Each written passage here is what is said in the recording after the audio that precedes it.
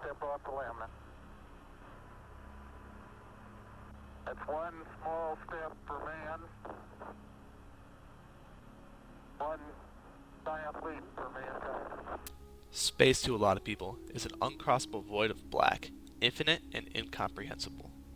A place merely to stare up out into on a clear night and wonder what lays beyond all the black. But to some, space is much more than that. A frontier to be explored, resources to be claimed, and planets and moons to be colonized. Teams like NASA and SpaceX are charging forward into the blackness that is space. Through their engineering, space's greatest mysteries will be solved. In recent years, NASA's been preparing to go back to the moon so they can use it as a platform to launch to Mars. Once the astronauts are on the moon, they'll start collecting data there and sending it back to Earth.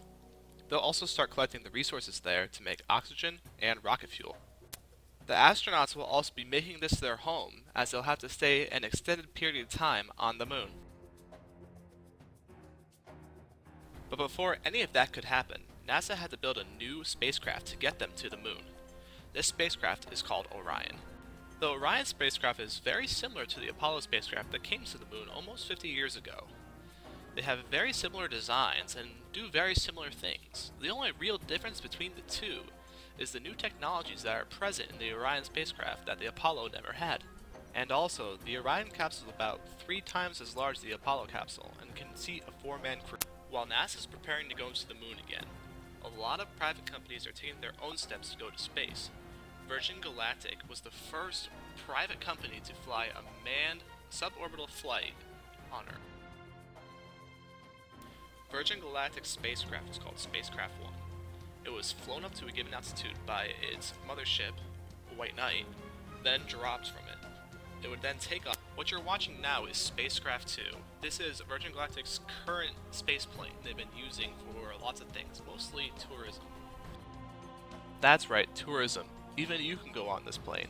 Of course it's going to cost you upwards of probably $250,000. A lot of private companies in the space industry aren't looking to make money in tourism.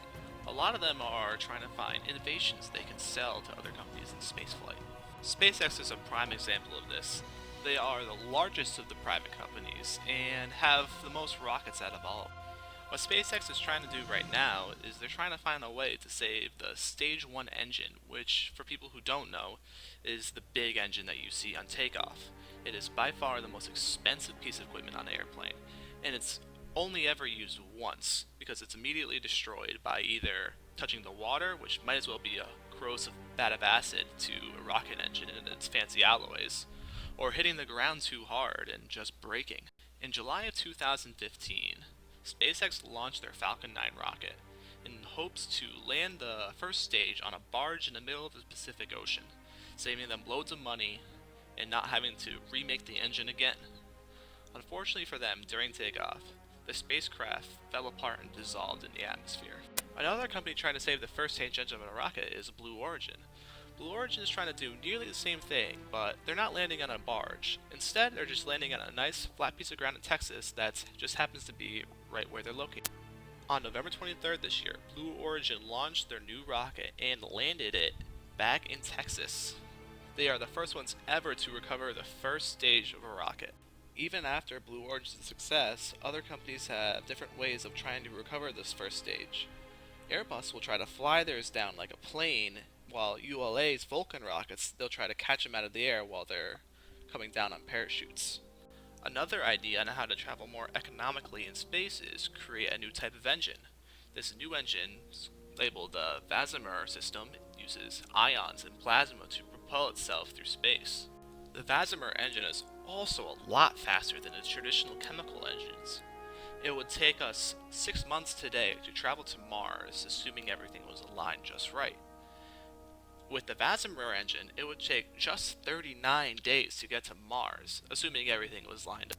The Vasimer engine uses noble gases like xenon and argon to propel itself through space. It electrifies these gases into a plasma that it uses to create thrust. This electrical charge needs to be acquired by either solar panels or, what's suggested, a nuclear power core. Every time in human history a new form of transportation is created, our world gets smaller, whether that be the boat, a plane, a train, or the car. Everything gets more connected. This will be no exception in space travel. The only difference is it won't be our planet getting more connected, but rather all of them.